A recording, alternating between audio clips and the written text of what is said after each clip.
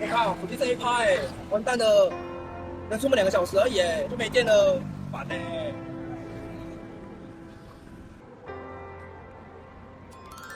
你该换电池了。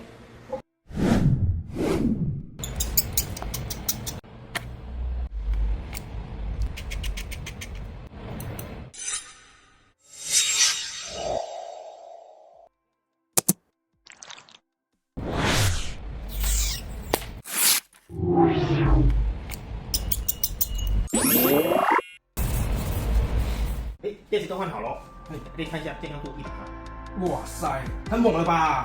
跟新人一样这样我就可以撑整天了。谢谢你谢谢。谢谢。你是不是觉得手机经常耗电过快，手机发烫、自动关机、电池膨胀、运行速度变慢，这是电池在对你发出警讯。什么状况该帮 iPhone 换新电池 ？iPhone 电池多久换一次？其实没有一定的标准，但 iPhone 内建的电池健康度功能倒是可以提供参考的依据。大家可到设定、电池健康度与充电查看。若 iPhone 的电池健康度低于80%以下，加上伴随电量消耗速度过快、充电速度变慢、无预警自动关机等问题，甚至出现明显电池膨胀变形，那就表示电池已经老化，可以带来联展现场检测，维修师会判定并建议电池是否该做更换。除了电池健康度，还有什么可以当参考指标呢？充电循环次数也是参考指标。通常 iPhone 的电池使用寿命大约都在500次左右，一旦超过这个数之后，电池的性能会开始下降。可参考以下步骤查询：设定电池健康度、循环使用次数，就可以查询得到。更换完电池后就没问题了吗？那也不一定。